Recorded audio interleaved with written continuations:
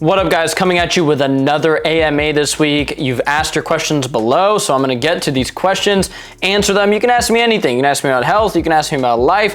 Ask your questions below and I will get to them. Super stoked that we have the electrolytes in stock right now. Go to santacruzpaleo.com, use the code SantaCruz10 and any 2 items you get, maybe you get electrolytes and magnesium, maybe you get electrolytes and a protein, whatever you wanna get, you can save 10% on any 2 items you get with the code SantaCruz10 at santacruzpaleo.com, or you can go on Amazon and just type in Santa Cruz Paleo, get some formulas there. Creatine's back in stock, Food of the Gods in stock, go get some goodies. I appreciate all the support. Let's get into this week's AMA. Let's get into it. This question is, Brendan, what are some good stretches to do in the morning? So what you want to do when you wake up is you've been dehydrated. So get some water, get some sea salt, get some electrolytes, hydrate up your body, and then you want to start with stretching. I prefer to go outside and do some stretching. What I do is something called CAR, C-A-R, and it stands for Controlled Articular Rotations. What this is the system called functional range conditioning. So I wake up, you can look up CAR functional range routines on YouTube, but I basically just take each of my joints through their full range of motion. Start up at top with the neck circles, then I go into shoulder circles, going through all ranges, internal, external range, then I do some spinal waves, then I get into the hips, do some hip waves, do some knees kind of stretches and hamstrings, then I get into the ankles, and I pretty much just mobilize my whole body, and it really makes me feel prepared for the day, and I sort of get some of that mobility out of the way, so to speak. So definitely do stretches in the morning. Sometimes I do a position called 90-90. Sometimes I do basically like downward dog, like a more like yoga flow. Stretch in the morning, it's amazing for you. The next question is, Brendan, what are your thoughts on toothpaste? So some toothpaste brands have very toxic ingredients. You're talking Blue One, artificial sweeteners, and sometimes ingredients that dentists disagree on that should even be in toothpaste. So it's very strange. I use a brand called Boca. What this is a Japanese version of fluoride, but it's not fluoride. It's non-hydroxy apatite, I think it's called. It's a long word if you look up Boca toothpaste, but that is what I use and it's really good. There are good toothpaste out there and you don't want to go so holistic with it that you're using like those activated charcoal toothpaste. Those have sort of been debunked. So what I think about toothpaste is, like, you're not ingesting it, but you shouldn't be using ingredients that if you ingest a tiny amount of that you would be in like serious health issues, because you probably will ingest a tiny amount of your toothpaste. So make sure the ingredients are used. That's the brand I use, no affiliation, but yeah, check it out. The next question is, Brendan, if I'm a teenager, should I supplement with calcium if I'm unable to eat dairy? So I do have a YouTube video on how I reintegrated dairy into my life after being basically intolerant to it for a while. I'm able to drink dairy now, so check that out, see if that helps you in any way, shape, or form. But what you'd want to look at probably is supplementing with calcium, and there are some calcium supplements. I think even Liver King's brand has one. You know, that guy's kind of weird, but basically this is like an extract from the actual bones of animals. So you might want to look into something like that, but yeah, I just do dairy. The next question is, Brendan, are Quest bars worth it? So I'm not a big fan of them. It's basically like a processed food. Now, the company overall is way better than some others out there, but you're just getting basically this protein blend with some gums and some sweeteners, stuff like that. So I'm not the biggest fan of Quest bars, but if you enjoy them and it helps you hit your protein goal, I guess that's okay. I prefer to just make a protein shake. Like, I'd way rather take this Santa Cruz Paleo protein, blend it, and put it in a shaker bottle, shake it up, and I'm gonna get protein right there. So I think that's way better. The next question is, Brendan, what do you think of Gorilla Mind pre-workout, the energy drink, whatever? Gorilla Mind is Derek from More Plates, More Dates company. So I've looked at this brand before. They do have like good active ingredients and the right dosages in a lot of those products, but they do have these artificial sweeteners that I'm really not a fan of. So overall, I think it's a way better option than some other stuff I've seen out there in terms of pre-workouts, but it's not something I'm gonna take. The next question is, Brendan, how would I explain to my mom that real red meat and eggs are not something to worry about? So this is a tough thing to do, to explain to your parents who have been so indoctrinated with this plant-based agenda and that red meat is bad and, you know, eggs are gonna kill you and cause heart disease. What I would suggest is having them, you know, look at some of the podcasts that I've done on red meat. I have a whole podcast episode, YouTube episode, where I go into this and I just talk about how red meat is not necessarily bad for you in any way, shape, or form. You could start with the history of human beings, that we basically ate, and we still do, tons of red meat and eggs, and you can even show articles from like Harvard saying that dietary cholesterol is no longer a nutrient of concern and to not limit your egg consumption. But, you know, it's hard to explain to people to get out of these ideologies, so do what you can, but I have some good info out there about that. The next question is, Brendan, what are your thoughts on Magic Spoon cereal? So this brand has become very popular because they say they're a grain-free cereal, they're keto, and they do a lot of marketing. So it's milk protein and whey protein, that's like the base of it, and then they add in seed oils. They have sunflower oil in there, not a big fan of that. Then a lot of these gums and fibers to sort of make it like a cereal texture. I mean, they don't use artificial food dyes. There's not going to be processed sugar in there, so I think that's pretty cool. But overall, I don't think this is some crazy health promoting food. I've never tasted it, so I can't comment on the taste. Let me know below if you've tasted it. Like, what do you think about it? But I personally don't like it. I don't think it's like really bad. I don't think it's really good. The next question is, Brendan, have you ever thought about writing a book? So I did write a ebook cookbook, and I did write an ebook on how I fix my skin health. And those are available for like a few bucks online. I think that's really where the move is, because I can release these ebooks for you guys. I'm working on one that's a bunch of protein shake recipes right now, and I can sell them for like a few bucks, like $2. I'm not trying to make any money on them, just like make the money back from creating the book. A book might be cool in the future, but how many people are buying books nowadays? You buy everything online, you know, you use ebooks, you want content like that. So I'm more into putting out content online. The next question is, Brendan, what are your thoughts on well water? So you've probably seen some of my content about how tap water is really bad for you. What's going on with our tap water is insane in the United States and around the world. First of all, we have the actual piping that puts your tap water into the house, really old, oftentimes heavy metal contamination. And then we have the actual tap water, which is chlorinated. That's probably the main issue with our tap water in the United States. A lot of chlorine in there, chloroform in some of the water supply, so it's really bad. Pharmaceuticals, birth control, there's a lot of bad stuff in our tap water, and I use a reverse osmosis system. People always say, what about well water? My house gets their water from a well. This can vary. Sometimes that well water can be great. Sometimes it can be bad. A lot of pesticides get into the ground basically, and they can leach into that well. So what I would suggest is maybe getting a sample of that well water and getting it tested. Maybe even just doing a simple test on it with some chlorine drops just first. And then maybe if you want to go more in depth, like send it to a lab, get it tested, you could do that. I would still do a reverse osmosis filter personally, but if you have really good well water, probably good. The next question is, Brendan, how can I get a good workout in if I'm at home? I can't get to the gym. So I will tell you exactly right now in the next 10-15 seconds how to get a good workout in at home. So you do need some equipment. You can go pretty far with body weight, but let's be real, if you want to get a really good workout and actually build some muscle, you're going to need some equipment. So what I would suggest is getting some dumbbells and maybe some kettlebells. You want to get a weight that you feel comfortable doing maybe some arms with, and you can get like probably like a 30 to 40 pound kettlebell. You'll be able to do swings with this. You'll be able to do squats. You'll be able to do presses. There are a lot of good things you can do with a kettlebell, some dumbbells, and a jump rope. This question is, Brendan, are there any other ways to reduce pollen allergies? They've seen local raw honey can reduce them, and maybe they've had some, beneficial effects with that, but are there any other ways? There's a supplement called quercetin. It's often combined with bromelain, which is a digestive enzyme with pineapple, which has been shown to help with allergies in some people and allergy symptoms. Quercetin with bromelain is something I have in my supplement cabinet for if I ever get like maybe some of those allergy-like symptoms, which I don't get a lot, but it's something I would take if I were to get like sick. So quercetin with bromelain, look into that. The next question is, Brendan, what are your thoughts on e-bikes? So I'm actually a huge fan of e-bikes. I don't even own one, but like we just went and surfed this break in SoCal called Trestles, and there's about a 15-minute walk, and we were trying to rent some e-bikes before all the places were full, but like I definitely want to get an e-bike. They look really fun. Now obviously you're getting like less exercise because it's an e-bike, so it's kind of like the lazy way, but they look pretty fun. If you're in shape and like you're not trying to get a bike for exercise, get an e-bike. But if you're trying to get in shape, just get a regular bike uphill. It's gonna burn more calories, all that. But yeah, let me know below what you guys think of those. If there's any brands I should check out too, because I'm kind of want to buy one. The next question is, Brendan, what are your thoughts on the drink Yakult? Yakult is like a probiotic drink. It's really popular in Mexico and Japan for some reason.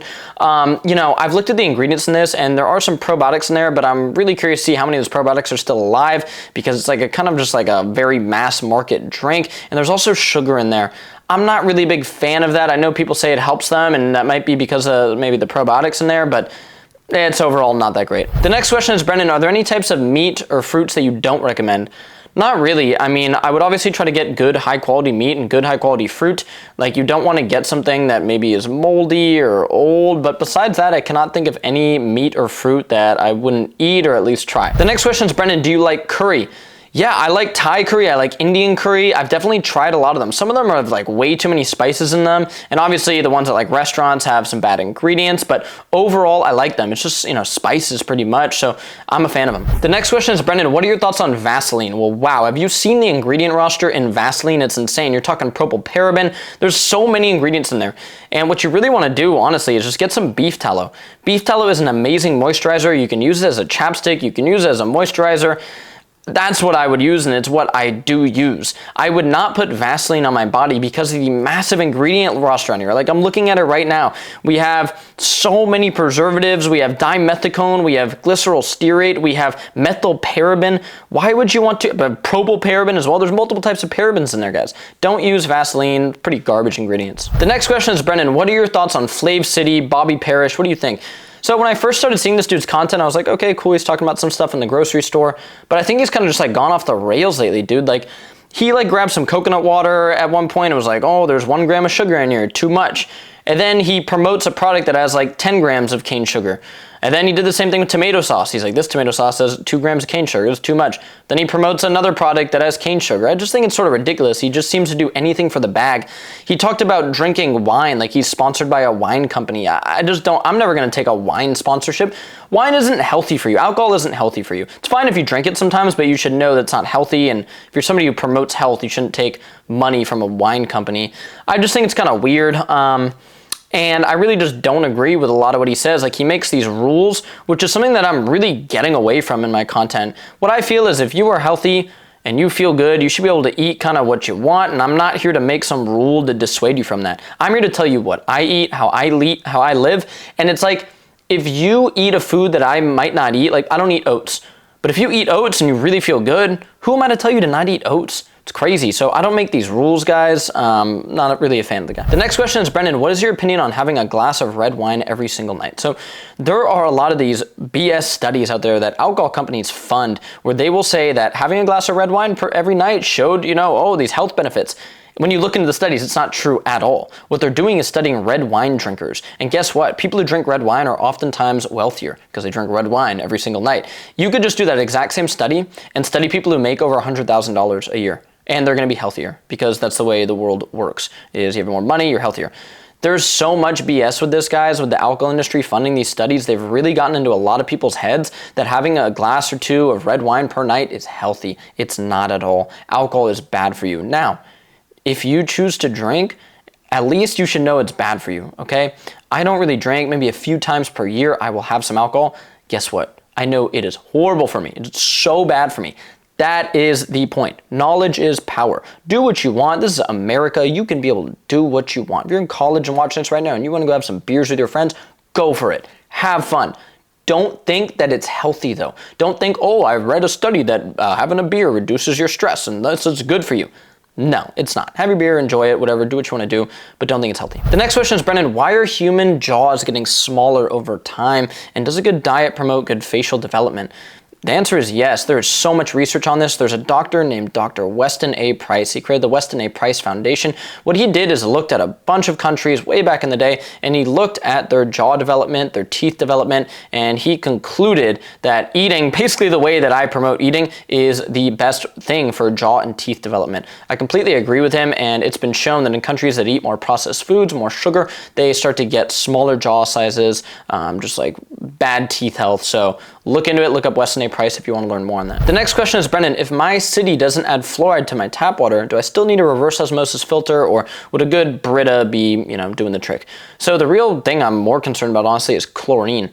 Our water's chlorinated, and I think that's really not good whatsoever. So I would still try to get a reverse osmosis filter if you can. A Brita might filter out some stuff, but it's not that great. They're actually in a lawsuit right now for exaggerating the claims of what they filter. So look into it, but I would still reverse osmosis filter your water. The next question is, Brendan, I want to start a business and create something. I just don't know what yet. Do you have any tips? So I would just follow your passions, man. Like, if you try to just like, I'm going to start a business and you're not passionate about what you start, it's going to be really tough for you. You're just going to be burning the candle at both ends and you're going to completely burn out, honestly.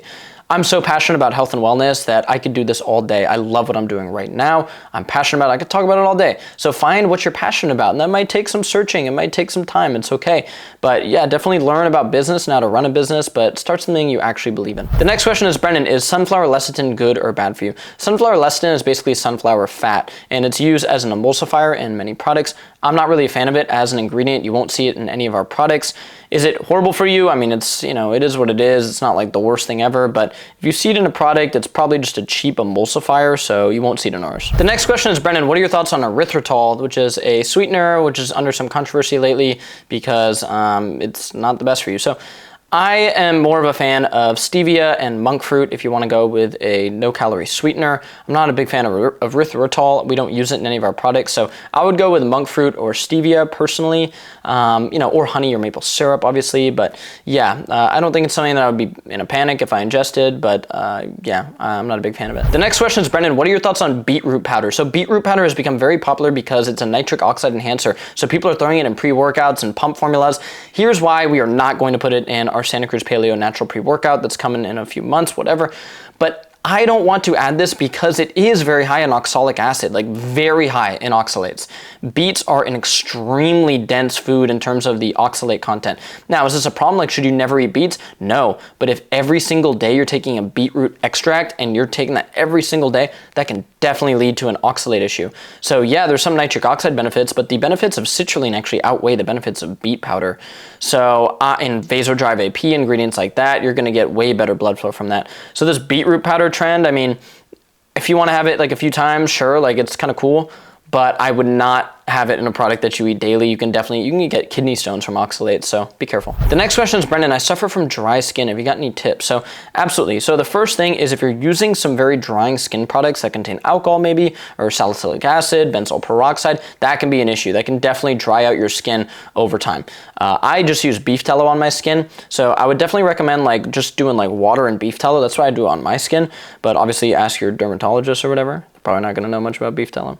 Diet can also be a huge help. Getting foods that are rich in glycine, like bone broth or a good beef isolate protein or a collagen protein, that can sort of help hydrate your skin and definitely stay hydrated as well. Water with electrolytes, mineralize your whole body, that can help with dry skin. All right, guys, that's it for this week's AMA. I will get back at you with another AMA, so leave your questions and comments below. Ask me anything. Ask me about life, ask me about health, and we have some amazing products on the website right now. Go to santacruzpaleo.com, use the code SantaCruz10. Any 2 items you buy, you can save on.